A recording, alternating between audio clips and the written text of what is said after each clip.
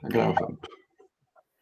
Oi, eu sou professora Renata Grossi, da Universidade Estadual de Londrina. Estarei aqui com o David Regis dos Santos, falando um pouquinho sobre a história da psicoterapia na análise do comportamental, tá? Então, tratando um pouco de como a psicoterapia analítico-comportamental veio sendo construída ao longo do tempo de uma forma um pouco diferente de outras abordagens. Oi, gente, bom dia. Bom dia para quem está assistindo de dia, boa tarde para quem está assistindo de tarde, né? E assim por diante. É, é um prazer estar aqui com vocês, gravando essa aula. Eu acho importante vocês ficarem atentos a essa questão, né? Por que a gente precisa aprender a história, da psicoterapia comportamental? E eu acho que a primeira reflexão que a gente tem que ter é que a história, seja de qualquer ciência, ela nos dá parâmetro para saber como ela foi construída, o que embasa essa ciência, por que é feito do jeito que é feito. E isso é para qualquer área, né? Se a gente pensar situações que a gente está vivenciando no momento da nossa história, tem relação com o que aconteceu no passado. Então a gente precisa conhecer essas situações, e, por exemplo, vocês podem perceber, quando a gente for falar sobre algumas terapias contextuais, lá no fim da nossa aula, como que essas terapias tinham relação com o que estava acontecendo também na vida das pessoas que iniciaram esses modelos de terapia. Então, a história está interligada em várias questões, tá? É importante a gente considerar isso. E aí, aqui a gente tem em destaque alguns nomes que tudo está envolvido com o que a gente chama de terapia comportamental. Então, a gente tem lá a modificação do comportamento, a análise do comportamento aplicada, a terapia cognitivo-comportamental, a terapia comportamental cognitiva, a FAP, né, psicoterapia analítico-funcional, a ACT, a ativação comportamental e a terapia comportamental dialética. Tem algumas outras, como terapia focada na compaixão, terapia integrativa de casais, que são terapias comportamentais que vão focar em algumas áreas específicas. E o que a gente precisa pensar é que elas têm muitas características em comum, pesquisas em comum, só que também tem algumas diferenças metodológicas que as separam e algumas semelhanças que as unem, tá?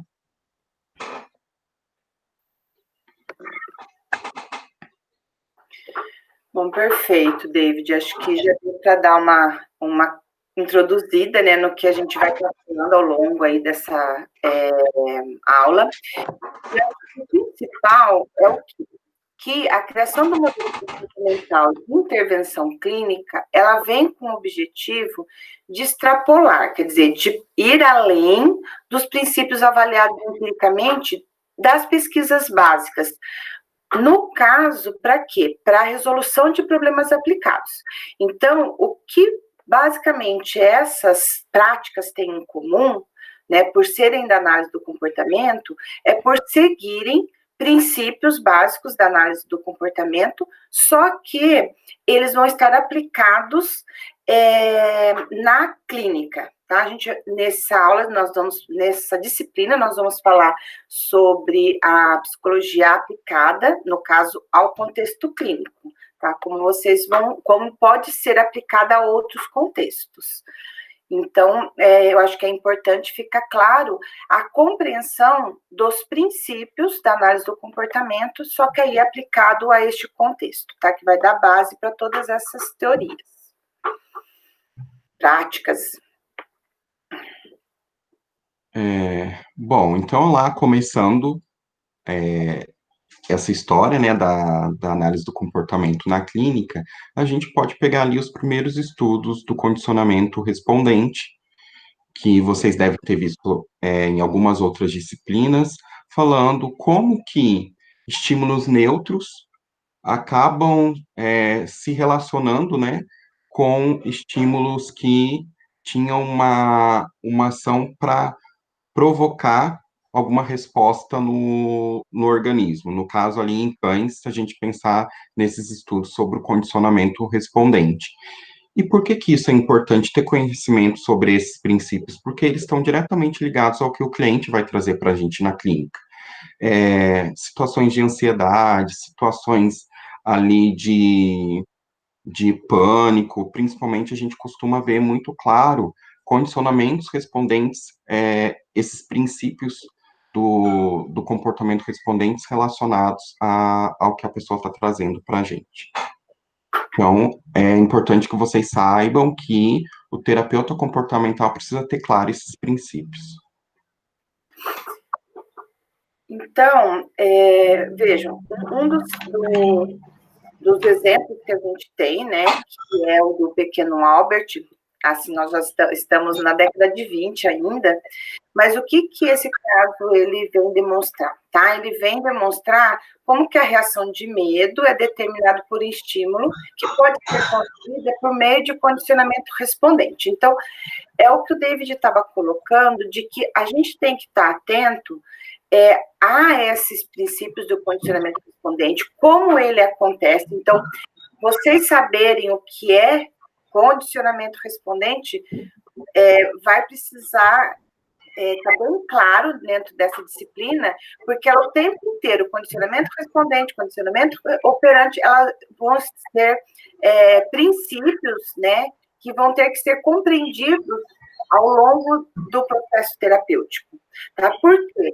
Até mesmo pela condição, pelos sentimentos que são relatados, que são trazidos pelo cliente, como o David colocou. Então, o condicionamento respondente ele vai estar muito ligado a algumas descrições de sentimentos que os nossos clientes vão estar trazendo. Então, e algumas reações próprias da nossa espécie, como reação de medo. É uma reação, né, diante de um estímulo que pode colocar a vida em risco, e que esse medo, a pessoa vai aprender, ou o ser humano, ele aprende a responder de determinada forma para fugir desse medo, reagir desse medo, se esquivar desse medo. Então, assim como da ansiedade, por exemplo, que foi um estudo, que foram aspectos, né, que foram sendo construídos estudando reações de medo. Então, é como se fossem as primeiras tentativas de transposição do conhecimento dos reflexos condicionados para os fenômenos clínicos. Então, o que está querendo dizer? Que é como que a gente, enquanto terapeuta, vai compreender as reações de medo. A gente tem que procurar na história desse indivíduo. Então, quando falamos em condicionamento, estamos falando de história do indivíduo. Tá? Então, a gente tem que buscar na história aonde que isso aconteceu. Tá? Se quiser complementar, David, fica à vontade.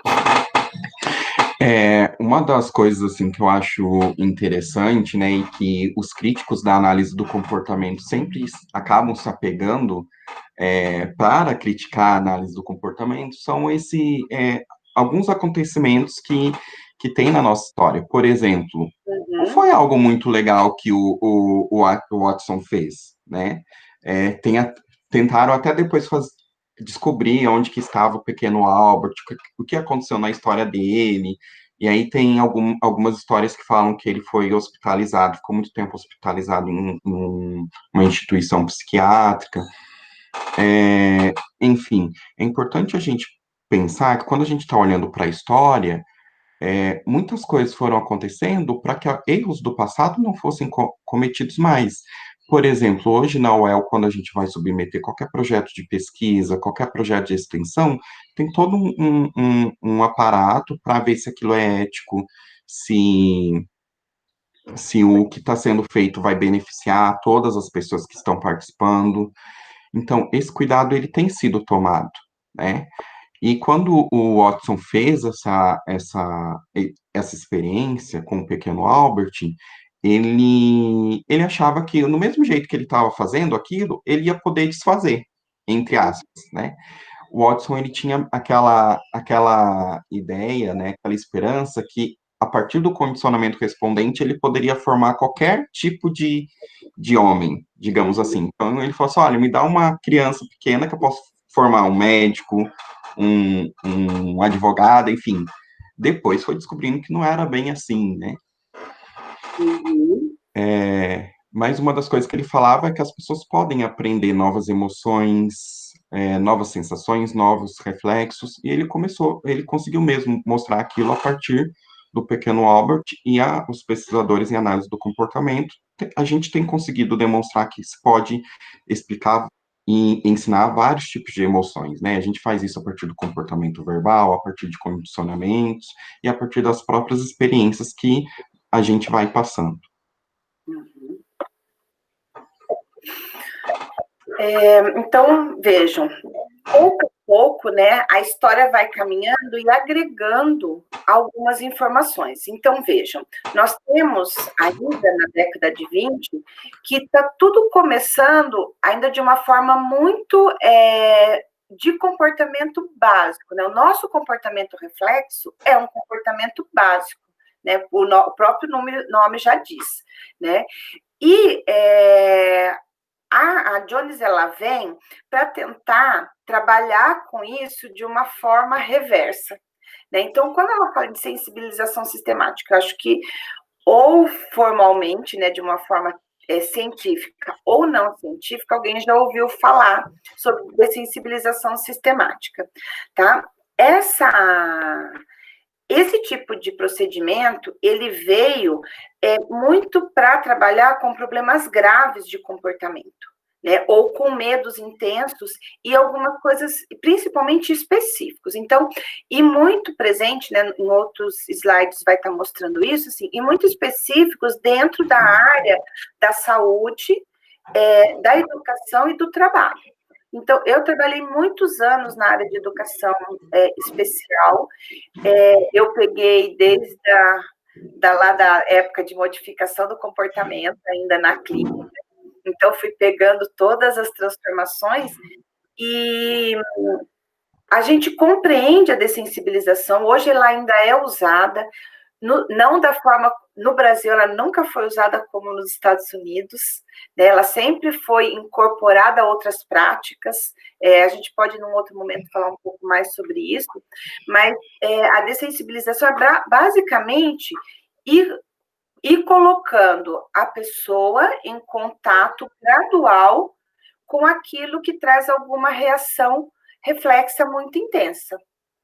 Tá? Então, vou pegar algumas coisas que são comuns. Então, a pessoa que tem medo de água, medo do escuro, medo de determinados animais. Só que, por exemplo, dentro da saúde, como que a gente usa a dessensibilização? Por exemplo, quando o médico ou a enfermeira pega e fala assim, olha, é só uma picadinha, você quer pegar, né, a seringa? Geralmente não deixa pegar a agulha, mas para a criança pegar a seringa, ver como é que funciona, dar uma seringa para a criança brincar, isso são processos de desensibilização. Né? Assim como a gente tem algumas desensibilizações hoje, usando o mesmo raciocínio, mas quando você também pega com a pessoa e fala assim, olha, você tem medo de conversar com o seu chefe, o que te dá mais medo, o que te gera mais ansiedade? Seria o 10, né? Então, chegar lá para ele falar tudo de uma vez. Qual seria o que te gera menos ansiedade? Aí você coloca numa lista do que te gera menos ansiedade para o mais ansiedade. Se você vai expondo essa pessoa gradualmente a essas situações de medo, de ansiedade, de desconforto, você vai trabalhando com essa pessoa dessensibilização. Antigamente era a coisa bem programadinha, passo a passo, muito uso de reforçamento arbitrário, né? Doce, bala, ponto, né? Hoje a gente já faz diferente. Você até pode usar a dessensibilização, só que isso é também trazido em sessão, por exemplo, e o comportamento ele é reforçado naturalmente a partir do momento que a pessoa consegue e se percebe enfrentando a situação. Tá? Então, algumas coisas foram mudando, mas esse processo né, de sensibilização sistemática, ela surgiu para tratar problemas mais graves, tá? E muito pontuais. Por isso que a psicoterapia veio com essa característica, na análise do comportamento, veio muito com essa ideia de receita, né? Como se fosse seguir receitas, né? E que isso foi sendo modificado aí com o tempo. Acho que eu avancei um pouquinho Tem algo importante que eu queria falar, que eu deveria ter falado lá no início, mas eu acabei lembrando agora. Eu vou dar uma paradinha, mas a gente já retoma aí. É importante a gente olhar que, por exemplo, isso que a Renata falou lá no começo, né, da diferença que a clínica, a análise do comportamento nasceu diferente de que algumas outras psicologias, né? Se a gente olhar para o humanismo e para a psicanálise, por exemplo, que elas já iniciaram seus estudos teóricos a partir do contexto clínico. Quando a gente olha para a análise do comportamento, não. Ela foi iniciada em laboratório, não tinha-se interesse de dar conta dos processos clínicos, mas na sua construção chegou um momento em que eles viram, olha só, a gente pode aplicar esses princípios a problemas X, que foi que Jones e Watson fizeram, por exemplo, né? Eles, olha, esses processos respondentes podem ser aplicados nesse contexto para medo, por exemplo. Uhum. E aí, em intervenções como essas, né? Dependência de morfina, alcoolismo, enurese, que são eventos que têm muita relação com contextos respondentes. Teve um período que se utilizava muito, assim, um período, há pouco tempo atrás ainda se utilizava um pozinho que se colocava no alimento das pessoas que ingeriam álcool. Então, e aí, isso é baseado nos princípios respondentes. Uhum. Eu acho que eu não vou lembrar o nome do produto, mas assim, os familiares compravam, aí colocava na comida, podia ser colocado na comida de qualquer pessoa, porque só dava os efeitos para aquele que bebia. Então, se tinha alguém que bebia na família, a mãe, né, o filho bebia muito, a mãe ia lá, colocava o pozinho na comida, ele comia, ok, não acontecia nada com ele, mas quando ele ingeria álcool, tinha vários efeitos aversivos, como náusea, algumas pessoas chegavam a vomitar, passava mal, e aí o que acontecia? Um pareamento entre o que era prazeroso, né, o estímulo álcool, e o estímulo aversivo, que são todas aquelas reações. Só que, assim, isso se utiliza muito pouco agora, porque a gente vê que quando se trata desse tipo de problema, tem outros tipos de questões relacionadas, né? São pessoas com déficit de repertório, pessoas que geralmente não são muito assertivas, enfim, outras questões que se trabalhar só essa condição respondente, não funciona, sem contar que, assim, né, a gente está se fazendo uma intervenção com alguém que não permitiu para que fizesse, e isso não é legal. Mas só para vocês saberem que era algo que era feito bastante. Uhum. Hoje eu acho que isso ainda está disponível no mercado, porque eu já ouvi relatos sobre isso, assim, bem atual, mas eu acho que é bem isso, e eu acho que essa questão que o David colocou, então, assim, acho que até esse slide ajuda a gente a pensar um pouco nisso, né? Então, o que acontece? Enquanto estavam, né, estudando sobre sensibilização e um pouco mais sobre esse condicionamento respondente, nós tínhamos o Skinner estudando sobre comportamento operante. Então, isso que o David está colocando, acho que é importante, porque, assim, ao longo da nossa história, foi se percebendo que você só expor a pessoa a uma condição aversiva, né, não vai modificar um determinado comportamento.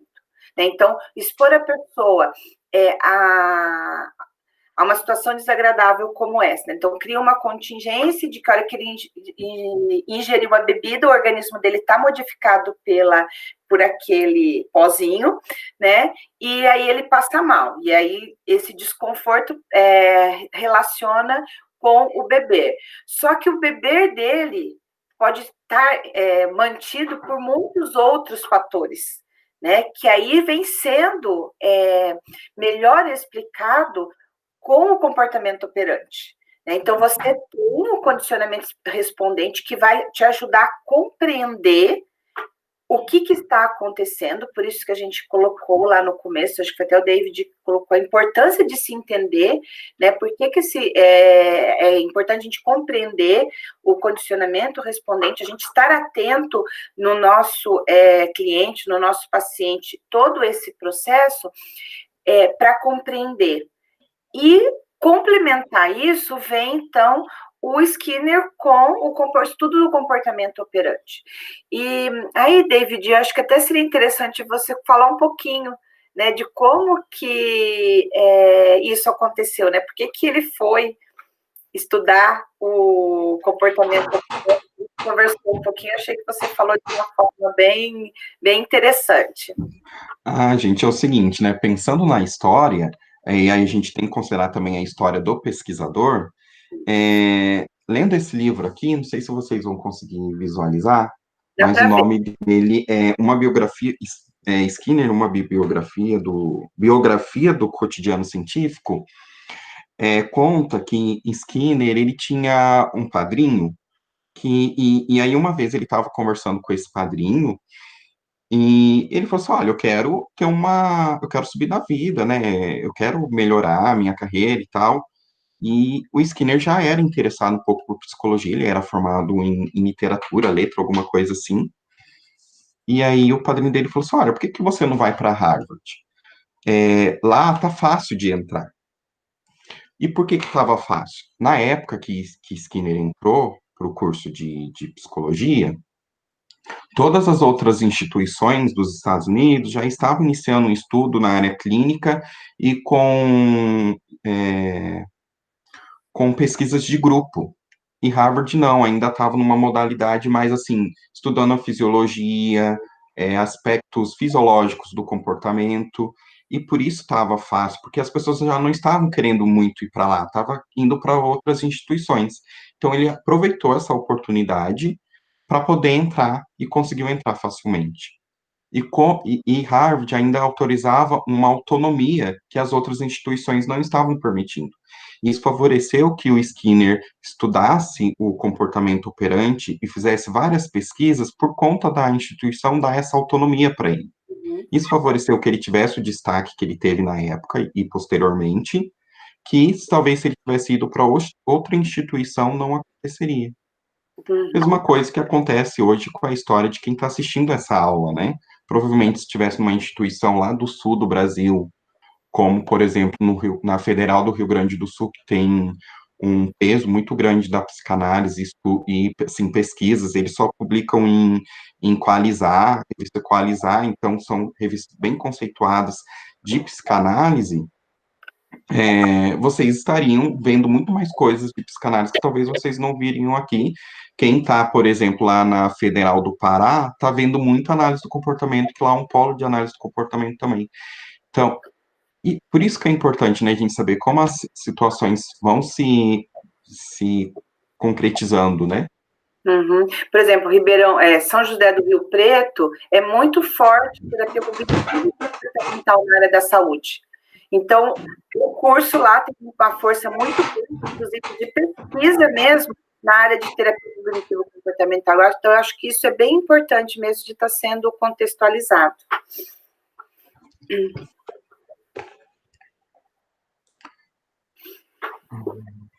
Bom, eu acho que aqui nós temos vários nomes, né? Que aí nós já compreendemos já uma década inteira, que da década de 50 a 60, lógico que esses pesquisadores começaram seus estudos antes até, né? Mas eles foram ganhando destaque nessa década de 50 a 60, e alguns autores, né, como Aslin, Bayer, Bijou, Fester, o Lindsay, o Staats e o Skinner, né, o Lovatt, enfim, esses autores, de modo geral, se você vai pegando literatura mais antiga, eles aparecem assim de uma forma muito consistente para práticas, para psicologia aplicada, né, dentro desse formato ainda mais sistematizado, mais individual, mais voltado para problemas específicos, né, porque são, inclusive, pesquisadores de universidade ou estão ligados a hospitais psiquiátricos. Então, vejam que ainda está se preocupando muito com resolver alguns problemas específicos. Isso que o David trouxe aí de uma realidade americana, né, de se estudar coisas específicas, de ser autorizado pela universidade, e lá a gente observa, né, se vocês tiverem oportunidade, dependendo da área que vocês fossem, o governo americano, ele tende a análise do comportamento lá é muito forte dentro da área de hospital, de saúde e educação, porque tem muitos programas do governo que bancam esses estudos, né? Então, nós até já tivemos algumas coisas aqui no Brasil trazidas por profissionais do nosso departamento. Então, por exemplo, a professora Maria Luísa Marinho, com problemas de comportamento, trouxe algumas estratégias, assim, traduziu material, trouxe material de fora, de programas que trabalham com isso. A Nádia, que é do nosso departamento, né? A doutora Nádia trouxe sobre o programa de combate. Então, existem nos Estados Unidos uma importância, uma valorização desses estudos dentro da análise do comportamento aplicada mesmo, tá? E foi também a nossa base, né? Os Estados Unidos, esses autores, eles estudavam coisas mais específicas, comportamentos mais específicos, tá? Só que aí, eu vou ler o objetivo, que eu acho que fica legal para vocês compreenderem onde que eu quero chegar, tá? Então, qual que era o objetivo principal desses investigadores? Investigar o efeito de diferentes condições de controle antecedente e consequente. Então, vejam, eles estão no raciocínio já do comportamento, do condicionamento operante, tá? Onde existem variáveis de controle, principalmente pela sua consequência. Então, é importante você identificar quais são as condições de controle antecedente, mas também as consequentes. Tá? Então, esses estudiosos, eles foram ampliando a forma de analisar, de compreender, de medir um comportamento. Tá? E aí, tanto em crianças como em adultos, e aí entra uma coisa que vocês devem ter ouvido desde o primeiro dia de aula de análise do comportamento, que é a explicação, o que a análise do comportamento busca sempre? Explicar, prever e controlar. Né? Então, assim, a gente sempre está tentando a explicação, né? Então, buscando onde que está esse comportamento foi determinado como, ele está sendo mantido como, né? O que pode acontecer no ambiente que aumenta a probabilidade desse comportamento acontecer ou diminuir? O que vem na história desse indivíduo que vai aumentar a possibilidade desse comportamento ocorrer novamente, qual a consequência dele? Então, esses estudiosos, já na década de 50 para 60, eles já têm essa preocupação, tá? De então estar compreendendo de uma forma a complexidade, de uma forma mais complexa, como que se dá o comportamento, né, principalmente o condicionamento operante. Uma questão também que é importante a gente pensar, que, por exemplo, quando eles foram para as instituições psiquiátricas, esses pesquisadores, o primeiro objetivo deles não era resolver os problemas que se tinha ali, mas sim ver se esses princípios do comportamento visto em laboratório ocorriam também com humanos.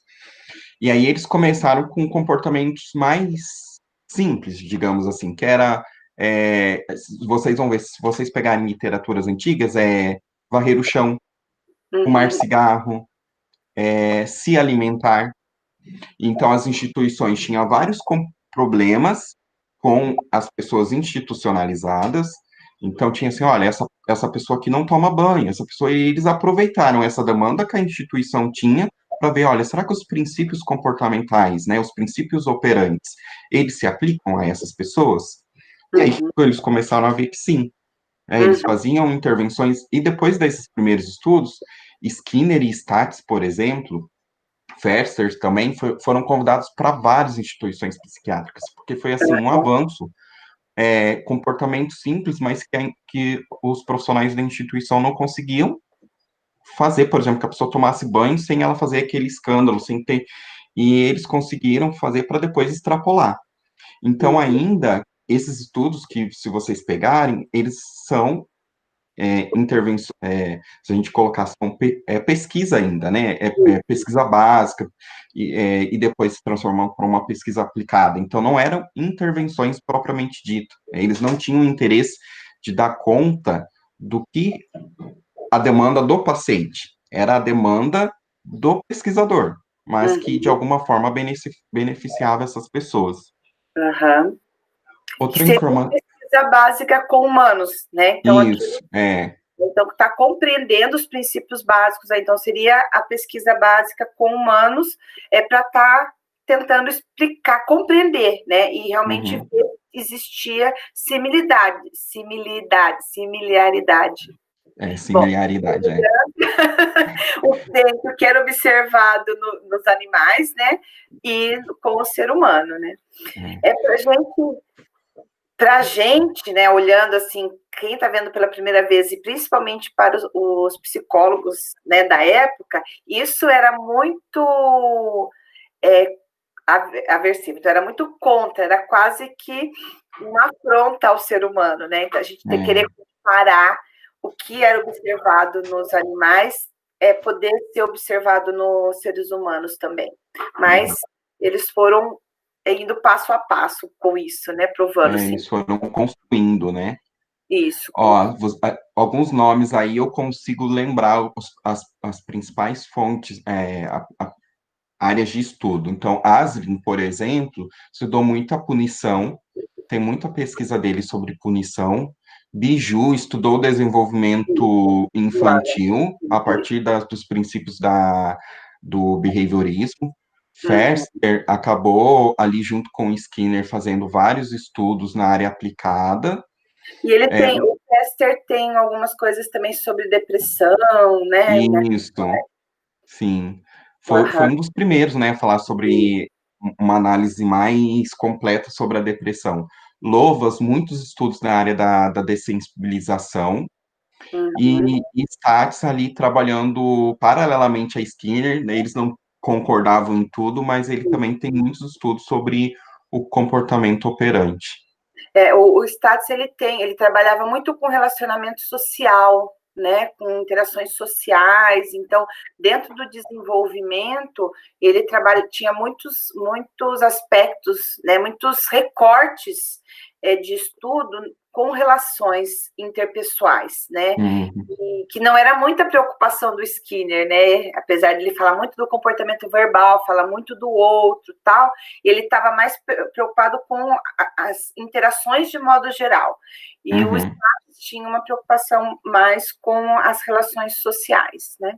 Então, por exemplo, eu usava quando eu comecei a dar aula, que era década de 90, um texto do Statis que falava sobre as armadilhas do reforçamento negativo, né? Que é um texto bem facinho para a pessoa compreender como que você está sempre disponível para uma pessoa. Então, por exemplo, comportamento de birra. Por que quando você atende uma criança que faz birra, ou você está sempre disponível para uma pessoa que sempre está te requisitando, como isso vira uma armadilha, porque inicialmente pode ser muito reforçador você conseguir dar atenção, você tirar a criança do chão, né, porque ela está se jogando, ou a ver que você conseguiu ajudar uma pessoa quando ela te solicita, só que o quanto isso depois vai virando uma armadilha, que a pessoa... Então, a mãe quer deixar de atender à vontade do filho, o amigo quer deixar de atender as demandas daquele outro amigo, daquela outra amiga, só que não consegue, porque ele acabava atendendo para ficar livre daquela mãe, acabava atendendo a birra para ficar livre da birra da criança, do choro, de se jogar no chão, do constrangimento, acabava reforçando o comportamento de birra da criança. Então, isso vira uma armadilha, né? Então, ele se preocupava bastante assim, com as relações, né? Como que esse condicionamento operante acontecia nas relações.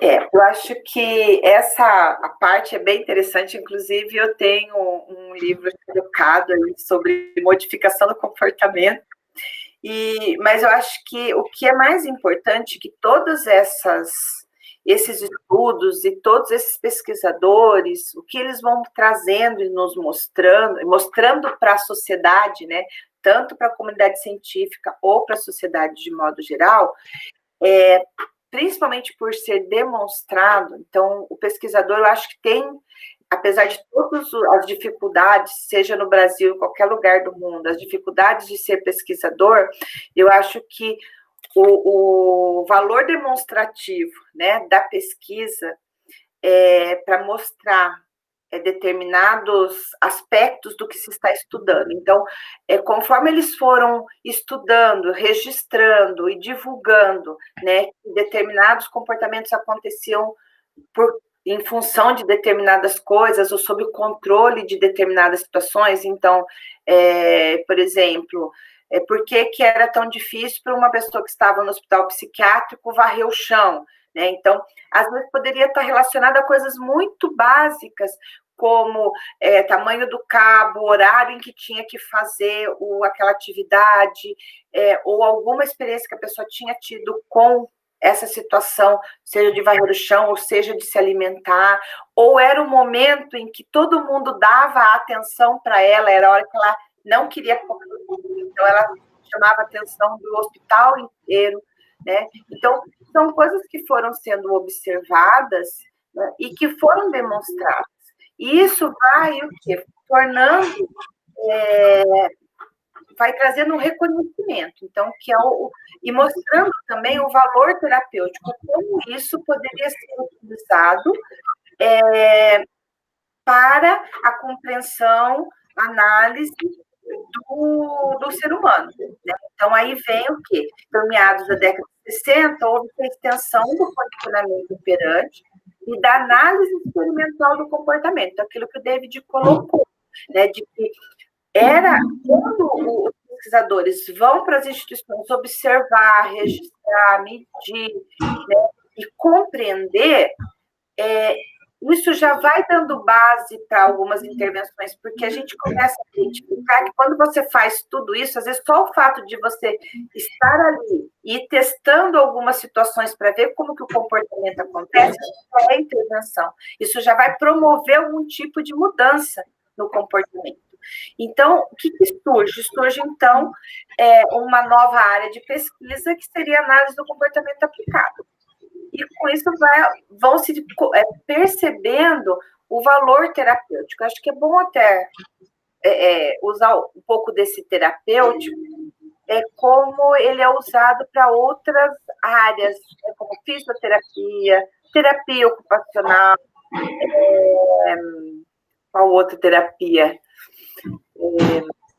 Bom, enfim, né? Quando fonoaudiologia, né? Então, são algumas formas de tratar um determinado problema. Então, por isso que a gente fala como valor terapêutico. E às vezes até existe um certo desconforto, né, na análise do comportamento de falar em psicoterapia, né? Uhum. Mas é um construto cultural. Então, a gente mantém, como a gente mantém saúde mental, a gente usa por falta de um termo melhor, mas eu acho que o terapêutico é no sentido de estar tratando mesmo, né? Formas de tratar algumas situações. Eu vou pular esse slide, porque o que basicamente que ele vai falar é como esses estudos na área aplicada, né, de pesquisa aplicada, começaram a se tornar aí prestação de serviço. E para a gente, outros, né? Para a gente ver, né, como essa área, essa década de 50, 60 foi promissora, né? Muitas coisas aconteceram. Bom, nesse período também foi desenvolvido alguns critérios para pesquisa, né? O que precisaria acontecer na análise do comportamento para se considerar que essas intervenções em pesquisa para se considerar que era análise do comportamento. E aí ela ia ter todas essas características, né? Ser aplicada, comportamental, analítica, tecnológica, conceitual, eficaz e generalizável. Por exemplo, né? O que seria essa aplicada? Que é dar conta de problemas da comunidade. Ia ser um comportamento simples, como fazer xixi na cama, ou ia ser um comportamento mais complexo, como cometer crimes, mas tinha que dar conta de um problema da pessoa, e não era só mais o interesse do pesquisador, porque ele queria entender aquilo, não, aquele evento tinha que acontecer na comunidade. Quer falar mais um pouquinho, David? Comportamental no sentido de seguir os princípios da análise do comportamento, os princípios operantes e respondentes, né? Está focado naquilo que o indivíduo faz, ou seja, nos comportamentos, e ainda ali naquela situação, apesar de considerar que os eventos internos eram importantes, ainda os estudos eram focados nos eventos públicos, naquilo que era observável, tá? Essa questão aí analítica, né? Considerar, então, os antecedentes e as consequências do comportamento. Tecnológica de formular intervenções que poderiam ser operacionalizadas, ou seja, a descrição da intervenção tinha que ser uma descrição que qualquer pessoa que lesse aquela intervenção conseguiria reproduzir. Então, essa tecnologia era a preocupação em que qualquer pesquisador ou qualquer pessoa que fosse intervir ia conseguir ter a dimensão que foi feito para poder replicar. E isso ainda na área da pesquisa em análise do comportamento a gente leva muito a sério, né?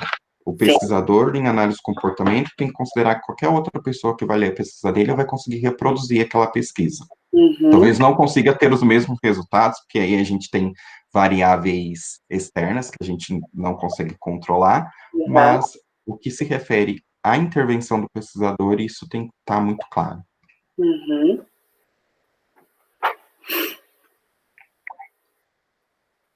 Eu continuo? Você quer continuar? Eu posso estar continuando. Então, assim, aí voltando lá no começo, tá? Lá quando o David começou a falar sobre a aula e a importância dessa história, que assim, como que a gente compreende um processo de atendimento, ou como os processos clínicos dentro da análise do comportamento. Tá? Então, a principal coisa para compreender e utilizar isso são os pressupostos filosóficos do behaviorismo radical. Tá?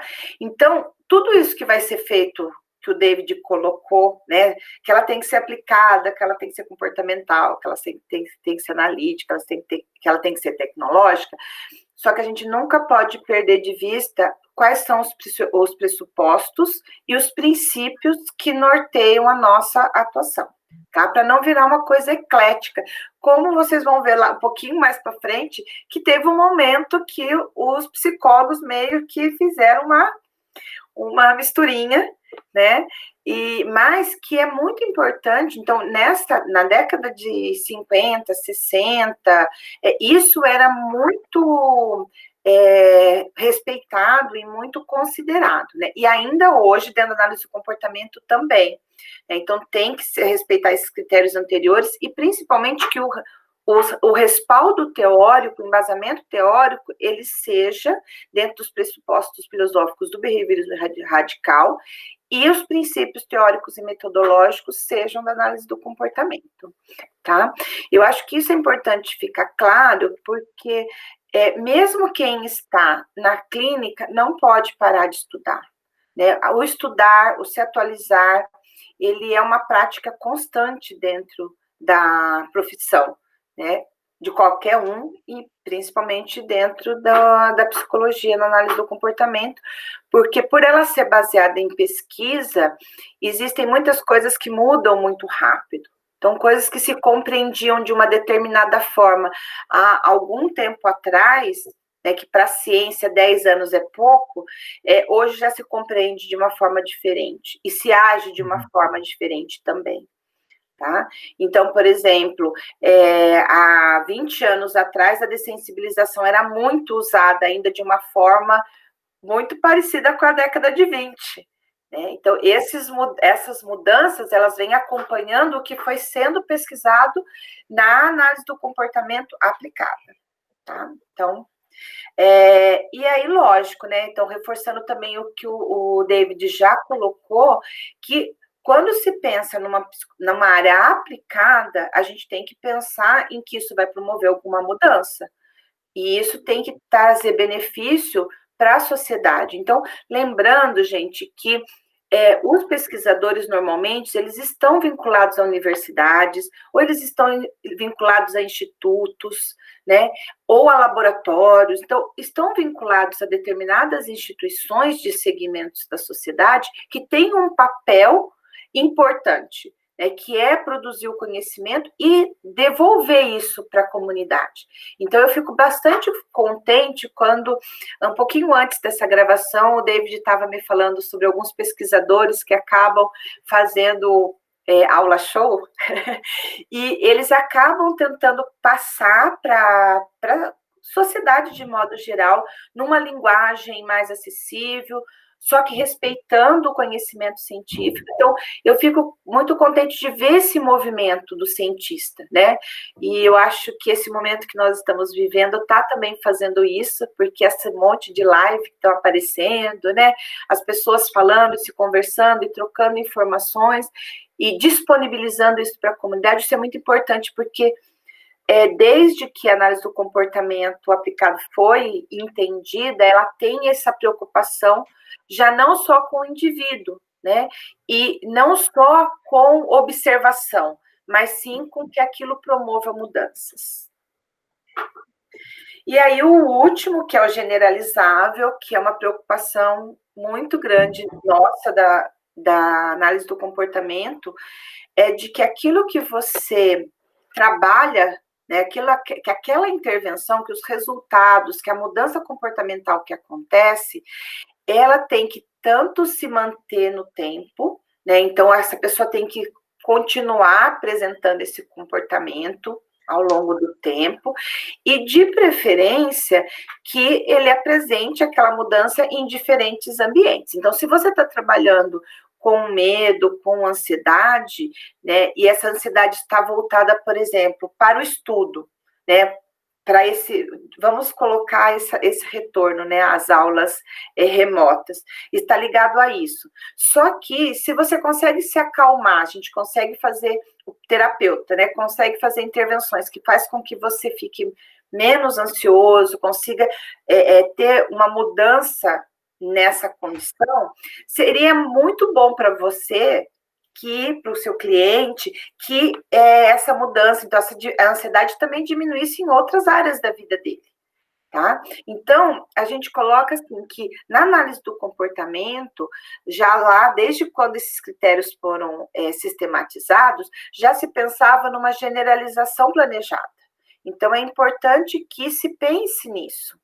Tá? Então, às vezes, isso acontece, isso pode ser de uma forma mais sistemática ou menos sistemática, né? Então, quando você na clínica, você começa a trabalhar, vamos supor, com essa questão de ansiedade mesmo, situações de ansiedade com o seu cliente, você até pode começar a trabalhar dentro da escolha dele com algumas condições, por exemplo, ainda é mais confortável, menos ansiolítica a situação na relação, por exemplo, com um professor X. Então começa conversando com esse professor, tentando a ajuda desse professor, para que vá chegando em outras autoridades. Então, eu estou com muita dificuldade de realizar as atividades. Bom, então, de todos os professores, para quem que eu posso pedir ajuda? Para aquele que te gera menos ansiedade. Aí depois, até você ir conseguindo desenvolver repertório para chegar naquele que te gera mais ansiedade, né? Então, se você vai orientando o seu cliente numa situação de menor que te gere menos ansiedade e depois vai trabalhando com ele, ajudando ele a enfrentar situações que geram mais ansiedade, o que você está fazendo? Uma generalização planejada. Você está programando que esse seu cliente vá conseguindo usar aquela mudança comportamental em outras situações e por um tempo mais longo. Então, isso pode se dar tanto de uma forma mais sistemática como menos sistemática. É interessante que vocês vão ver que para alguns tipos de intervenções é muito mais fácil conseguir essa generalização do que para outros. Quem vai atender criança no futuro, vai perceber assim que os comportamentos da criança, elas modificam muito rápido no contexto clínico, dos pais chegarem e falar assim, mas como que com você ele faz isso em casa e não faz? Porque o contexto também precisa ser mudado, né, para que essa modificação, esse comportamento se generalize para vários ambientes. Perfeito. Falando na filosofia do comportamento, eu queria fazer também outra indicação de literatura para vocês, que é esse livro do Kester Carrara, Behaviorismo Radical, Crítica e Metacrítica. Ele vai abordar vários assuntos que a análise do comportamento foi criticada e ele vai mostrar um contraponto, por exemplo, sobre algumas críticas da modificação do comportamento, algumas críticas de que a análise do comportamento mudava o comportamento, mas aí aparecia outro comportamento problema em cima, e o que era isso, aí ele vai falar por que isso acontecia, o que ocorria nas análises que fazia esse tipo de situação acontecer. Então, é uma literatura muito legal, assim, para quem gosta de análise de comportamento, vai aprender muito mais. Uhum. E aí a gente começou a ver uma distinção na história entre o que era a terapia comportamental e a modificação do comportamento, em que a terapia comportamental era feita por profissionais que focavam muito nos processos respondentes, que já estavam atuando na clínica, até mesmo não fazendo todas as pesquisas necessárias, e tinha um grupo da modificação do comportamento que focava muito nas intervenções operantes, que tinha toda aquela preocupação em primeiro fazer a pesquisa básica para depois transpor para a área aplicada. Uhum. Isso ainda a gente falando lá nos Estados Unidos, tá? Sim, isso. Eu acho que pode continuar seu raciocínio, David. E aí a gente se vê na história muito um ecletismo teórico de se pegar assim, olha, o que estava sendo produzido em diversas áreas, fazer um pouco de uma salada, mas aplicando. O que começou a acontecer? Os terapeutas a fazer testes já diretos com seus clientes, seus pacientes, né? Tinha ali uma produção na área básica, não se fazia pesquisa ainda primeiro com pessoas, direto, mas tentava ver, olha, será que esse comportamento vai mudar pelo que já foi produzido? E uma mistura um pouco do cognitivismo, que já estava crescendo ali também, pegando intervenções de esquema, intervenções ali que Beck também estava produzindo, e e misturando com intervenções operantes. Uhum. Que é o que estava sendo chamado ali, talvez, de segunda onda na terapia comportamental. Uhum. Então, aí, o que começa a acontecer, né? Nos Estados Unidos, a gente observa.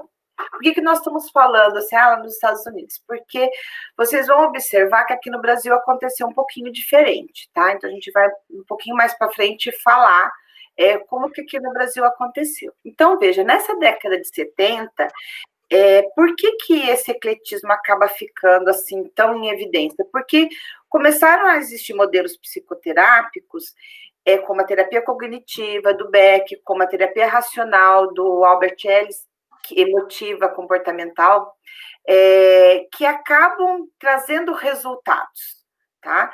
E aí o que começa a acontecer? Eles começam a achar, a identificar o pensamento como causa de uma emoção ou de um comportamento. Então, esse fenômeno interno, que a análise do comportamento considera, né, como comportamento mesmo, os estudos foram avançando, identificando como esses pensamentos, esses sentimentos como comportamentos, e fazendo análise, compreendendo como comportamentos. Nessa década de 70, essa parte mais cognitiva, onde se considera o pensamento como causa, como o pensamento controlando determinadas situações, ele está muito em evidência. Então, o que eles colocam? Que, na verdade, essas pessoas estavam sob o controle de crenças irracionais. Eu fiz faculdade na década de 80, mas eu lembro que a gente tinha um documento que era levantamento de crenças irracionais. E aí tinham várias regras, né, autorregras ali escritas, mas que se nomeava como crenças irracionais. Tá? Então, ainda a gente está, quando eu fiz faculdade, principalmente no começo, a gente ainda via muito desse cognitivismo presente, tá? Então, só que vejam bem, só que a análise que a gente fazia dessas crenças irracionais, que na época chamavam de crenças irracionais, a gente fazia uma análise como da análise do comportamento. Então, em que situação aconteceu? Então, a pessoa respondia e a gente voltava para a sessão perguntando, né, o que aconteceu, quando aconteceu, que momento aconteceu, quem que estava presente, em que situações, né, isso é mais frequente, menos frequente. Então, a forma como a gente usava aquele levantamento era comportamental, era analítico comportamental. A gente não atribuía como causa. Só que nos Estados Unidos, isso era muito forte. Tá? Isso era considerado como causa mesmo, e identificava-se o quê?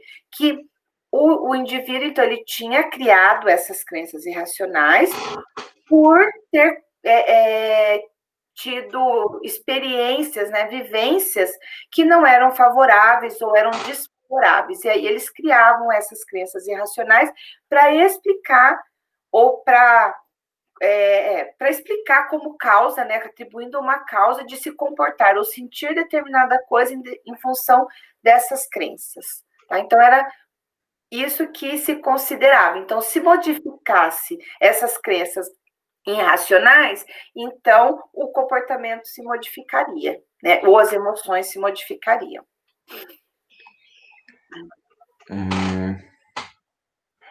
E aí a gente tem nesse período aí, então, já se vocês forem ver na história, Skinner já criticando muito as terapias cognitivas, por não ter todo o rigor metodológico, por criar um mediador entre o comportamento e o ambiente, que ele achava que não era necessário.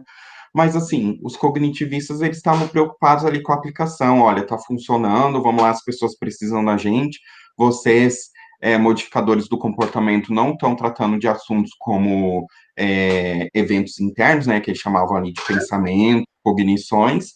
Então, a gente vai continuar daqui fazendo nosso trabalho e vocês continuam daí.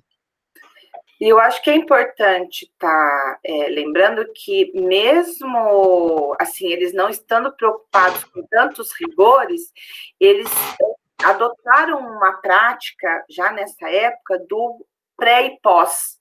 Uhum. Pré-intervenção e pós-intervenção. Então, essas avaliações acabavam dando muita credibilidade para as intervenções estruturadas pelos terapeutas cognitivos comportamentais, né? E eles realmente começaram a divulgar isso, a publicar isso, enquanto que os analistas do comportamento ainda estavam, dentro daquele rigor científico, publicando ainda coisas, assuntos e pesquisas muito mais específicas e básicas ainda. Uhum. Então, a gente tem o JABA, que é bem conhecido, né, que é um periódico muito conhecido, mas que ele apresenta estudos aplicados, né, na análise do comportamento aplicada, mas ainda muito no modelo básico, diferente da clínica. Uhum. Né? Então, por isso que a cognitivo comportamental foi ganhando força. E aí a gente vê, então, os modificadores de comportamento, atuando ainda em instituições com comportamentos muito difíceis de serem alterados, mas com um rigor de análise muito bom, e os cognitivistas ali na clínica, com a interação verbal, conversando com seus pacientes, e fazendo também intervenções bacanas. Uhum. E isso vai dando para a análise do comportamento um lugar, assim, de que esses problemas graves só poderiam ser tratados com a análise do comportamento, ou só pelo analista do comportamento, ou que, pior, né, que a análise do comportamento só servia para esses casos. Uhum. Né? Então, que o analista do comportamento não poderia fazer clínica, tá? Uhum. Ok, David, então pode continuar. E aí, na década de 80, 90, a gente vê que começam a surgir as terapias de terceira geração, terceira onda, contextuais, aí tem vários nomes, mas o que significa isso? Eram vários behavioristas, né? Behavioristas radicais, Isso. que atuavam na clínica e também atuavam em pesquisa básica. Nesse período, teve uma ascensão dos estudos do comportamento verbal.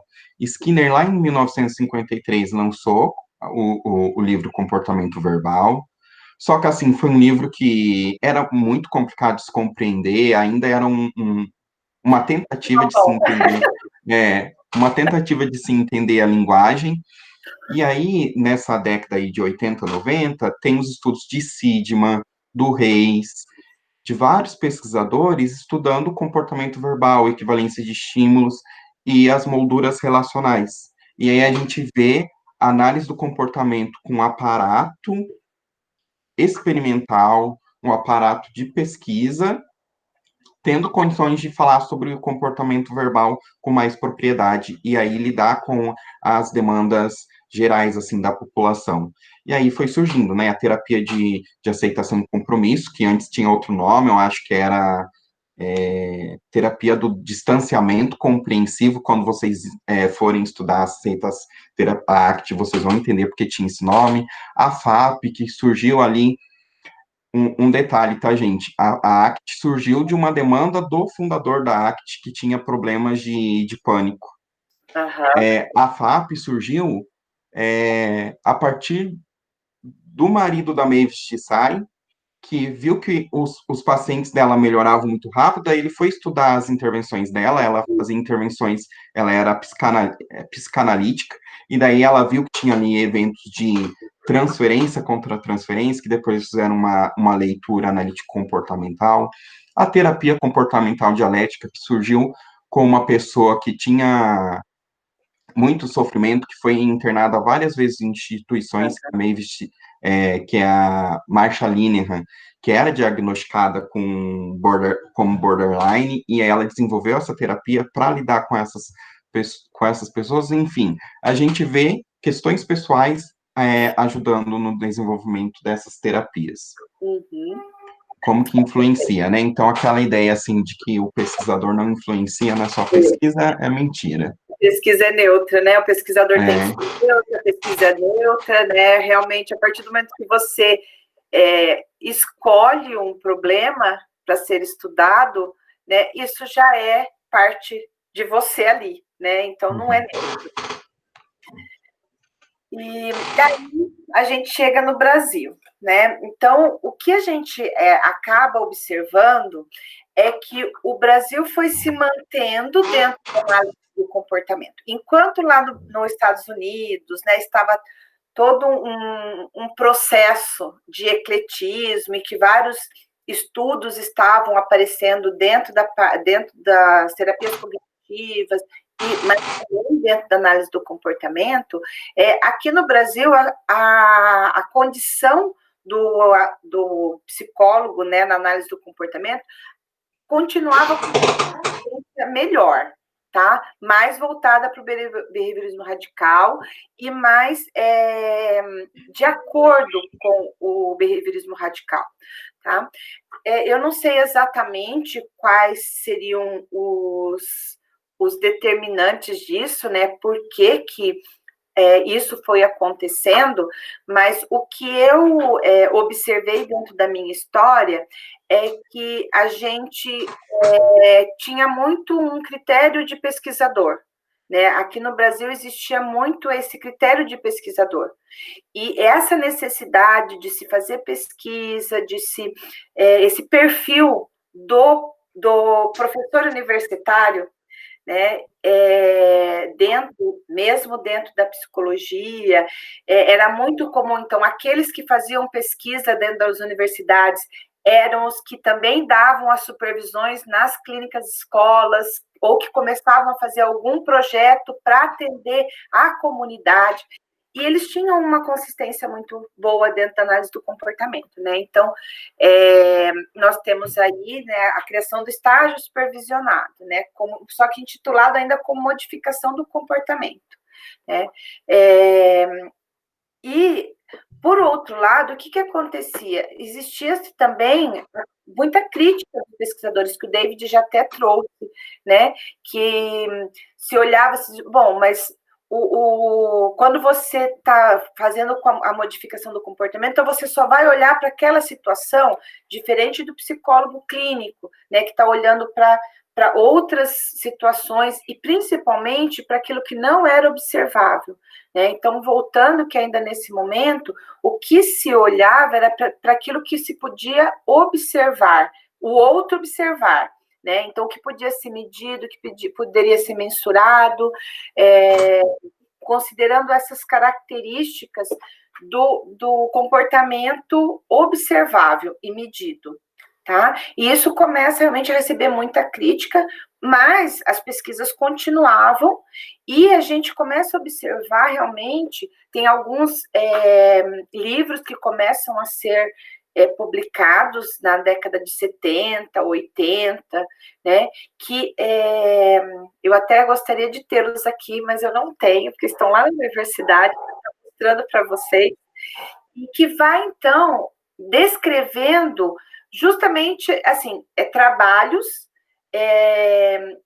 ligados à clínica, né? Então, ainda não como é que fala? São usados na clínica, seria psicologia clínica dentro da análise do comportamento, mas ainda são livros que abordam a determinados assuntos. Então, muito parecido com aqueles temas lá, tipo alcoolismo, enurese, encoprese, o medo do escuro. Então, ainda são relatos, são capítulos que descrevem como que esses procedimentos foram feitos com um determinado paciente, só que ainda de uma forma voltada para o comportamento observável, tá?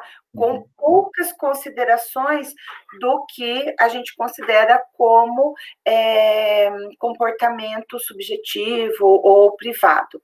O que é importante estar colocando que só que aqui no Brasil, que a gente começa a ler esse material e a gente começa a observar que o relato é muito considerado já. Então, o que é relatado pelo paciente, pelo cliente ou pelos pais, também é considerado, mas não medido, tá? Então, já é considerado. Que era uma das críticas dos pesquisadores, né? Que eles falavam, olha, você não é analista do comportamento, porque você não está lidando com o comportamento público, você está lidando com o relato desse comportamento. Então, não tem todo o rigor. E aí tinha toda essa discussão que, assim, nós somos ou não analistas do comportamento? Justamente por causa disso, né? Porque estava lidando com o relato dos eventos que aconteciam lá fora. Isso. O terapeuta não estava vendo, né, aquele comportamento, não estava observando. Então, poderia ser um tato impuro. Isso. Uma descrição impura. E é interessante porque a gente, nesses capítulos e nesses artigos que a gente vê da época, tem muitas tarefas, como, por exemplo, os pais ou os professores fazerem o registro de determinados comportamentos, né? Então, para não ficar só no relato, né, só do que a pessoa traz. Mas já começa-se a ter a consideração do comportamento verbal E eu lembro, assim, que na universidade, quando eu entrei na universidade, já existiam alguns professores é, estudando o comportamento verbal, tinha um grupo de estudos para fazer uma discussão sobre o comportamento verbal de uma forma, assim, bem grupo de estudos mesmo, que vai pegando o livro e lendo e relendo e discutindo e pesquisando para ver se tinha alguma coisa, algum estudo realizado sobre aquele ponto. Eu era aluna, nem via muito qual que era a importância daquilo, né? Acho que agora que eu compreendo. E então eu observo na universidade, na UEL, um movimento muito forte para o engajamento de criar, de dar base, né, analítico comportamental para a clínica, tá? Lá na década de 80. E como que funcionava essa intervenção lá entre 70 e 80? Era muito assim, o cliente chegava, falava o que estava acontecendo, o terapeuta descrevia em termos de contingência, ensinava a pessoa a fazer essa análise também e falava, olha, precisa alterar isso aqui, precisa alterar isso aqui no ambiente, isso aqui que precisa ser alterado. Então, era muito uma intervenção, assim, sobre instruções e regras, do que você precisa fazer no ambiente. Não Uhum. tinha ainda uma intervenção, assim, de modelar o comportamento dentro da sessão, a não ser que fosse um comportamento muito específico, que daí era preparado antes, como se fosse uma Isso, pesquisa mesmo, de testar a hipótese. Então, eu isso, acho que essa pessoa faz isso por causa disso. Então, vou criar uma situação dentro, assim, tudo bem controladinho dentro da clínica para ver se acontece, e daí eu explico para a pessoa. isso. Então, era isso que era feito. Eu acho É, que é bem interessante isso, porque essa sistematização, porque eu lembro, assim, de tanto nas coisas que a gente lia, no material que a gente lia, como o que a gente fazia na clínica, eram essas sessões muito bem planejadas, né? Eu sempre gostei muito de trabalhar com criança, então era muito isso que o David falou. Então, perguntava exatamente o que estava acontecendo, aonde estava acontecendo, quando, e as propostas eram muito de reestruturação do ambiente, né? Então, ia mudar aquele ambiente externo, né? Modificações do ambiente externo. Então, aí, por exemplo, era muito grande a conversa e a demanda realmente que a gente levava para professores e para os pais, né? Porque a gente realmente precisava contar com eles para que determinadas mudanças acontecessem. E era muito ainda trabalhado no ponto específico, né? Com o tempo que a gente foi criando esse ambiente mais de acolhimento primeiro, para depois ir chegando na queixa, né? Já se uhum. começava direto na queixa. Em 90, é possível observar muitos congressos de análise do comportamento, teve vários aqui em Londrina, também muitos em Ribeirão, com foco, em alguns momentos até de terapia, e uma discussão entre terapeutas comportamentais e pesquisadores. É análise de comportamento? Não é análise de comportamento? Alguns terapeutas indo pedir ajuda para pesquisadores do que poderia ser feito na clínica, alguns terapeutas clínicos usando algumas coisas da cognitivo escondido, mas com essa leitura analítico-comportamental, como a Renata comentou, e é assim que foi sendo a terapia comportamental no Brasil. E ainda existia uma necessidade muito grande de, por exemplo, então tem que ser com linha de base múltipla, tem que ser com reversão, tem que. Então começou a surgir um monte de modelos, né, vindos, importados aí, né, trazidos dos Estados Unidos, mas que para nossa realidade não funcionava. Então, por isso que eu acho. Até porque, assim, não fazia sentido, por exemplo, ficar toda hora demonstrando na clínica, porque a pessoa tinha que lidar com a demanda do cliente. Então, assim, fez a intervenção deu certo, vou fazer uma reversão. Não, a pessoa tem que seguir com a vida dela. Não tem Exatamente. como, né? Não é pesquisa, é clínica. É clínica, exatamente. Então, aí eu acho que com isso, os terapeutas clínicos E aí eu acho que eu volto a colocar que é a questão do como é a nossa, qual é a nossa realidade, né? Como essas pessoas que estavam à frente desse movimento, né, da análise do comportamento clínica, elas estavam vinculadas a instituições. Então, aqui em Londrina, a gente tem, né, a Fátima Conte, a Zilá, né, a Nione, nós temos aí fora A o Vera, Otero. a Berotero. Então, a gente tem muitas pessoas, né? Acho que não dá nem para citar nomes, porque a gente corre o risco de esquecer alguém, né? Então, eram pessoas e são pessoas ainda que, de alguma forma, estão vinculadas a alguma instituição, estiveram vinculadas a instituições de ensino. Então, essa preocupação metodológica e, ao mesmo tempo, com a prestação de serviço, quer dizer, de prestar um serviço para a comunidade que fosse de qualidade e sem esse negócio de reversão e de, né, até mesmo porque a ética do Brasil não permite esse tipo de coisa, né, eles são muito criteriosos com E aí, em 2001, foi cunhado o termo terapia analítico-comportamental. Algumas pessoas usam, mas, assim, cada lugar tem um nome, né? Aham. Mas é análise do comportamento na clínica. Então, tem gente que fala só terapeuta comportamental, tem gente que fala analítico comportamental, tem gente que fala que é cognitivo comportamental, mas a gente sabe que é analítico comportamental, utiliza o nome por ter uma visão mais ampla dos psiquiatras. E aí a gente tem essa visão geral, então, da linha do tempo. E aqui, gente, quer falar mais alguma coisa, Renata? A Não, gente não, tem eu o acho. último slide. Aham. E aí a gente tem do ano 2000 a 2020, né? O que aconteceu nesses últimos 20 anos?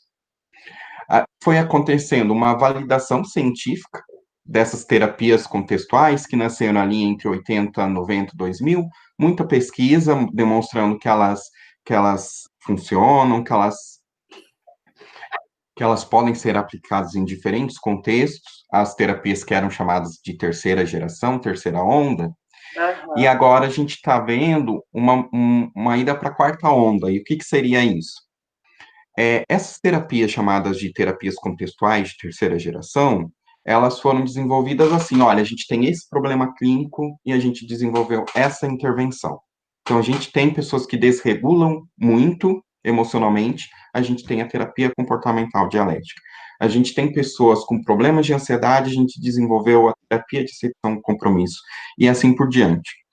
As terapias baseadas em processos, né, que é a da quarta onda, elas voltam àquilo que os terapeutas comportamentais já faziam há muito tempo, de olhar para o processo, qual é o processo comportamental que acontece.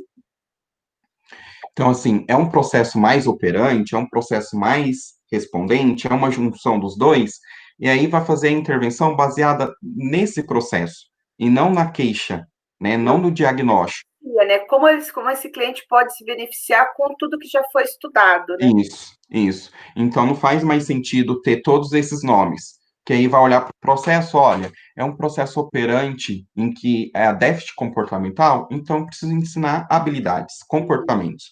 É uma situação de esquiva experiencial, então vou trabalhar desfusão, vou trabalhar dessensibilização e assim por diante, tá? É pegar o que a análise de comportamento já desenvolveu, mas olhar não para o diagnóstico clínico, né, para o diagnóstico psiquiátrico, e sim para o processo comportamental. E eu acho que isso é importante estar finalizando para mostrar o quanto que nessa disciplina e nos conteúdos que vão vir, é muito importante que se compreenda os princípios envolvidos do que exatamente é de uma teoria ou outra, até mesmo porque nessa disciplina a gente está trabalhando os princípios, os processos da análise do comportamento aplicados à clínica, né? E a parte de intervenções, cada uma dessas teorias, vocês vão estar vendo com mais profundidade aí no ano que vem, tá? Então, eu acho que por enquanto é isso, né, David? A gente na hora da discussão, né, a gente vai disponibilizar para vocês, então, um momento para discutir. A gente pode abordar outros assuntos que a gente não abordou na gravação, vocês podem tirar algumas dúvidas. Tem muita coisa ainda que a gente poderia falar, mas a gente quis respeitar o tempo que a gente é, Foi orientado. orientado, né? Então, mas assim, a história é vasta, tá, gente? Se vocês procurarem aí artigos ou até algumas gravações que tem na internet, vocês vão descobrir assim o que tem sobre a história da análise de comportamento aqui em outros lugares. É isso, então. É isso. A gente depois passa, né, qual será a atividade referente, né? Isso. E acho que por enquanto é isso. Então, até a próxima. Tchau. Tchau.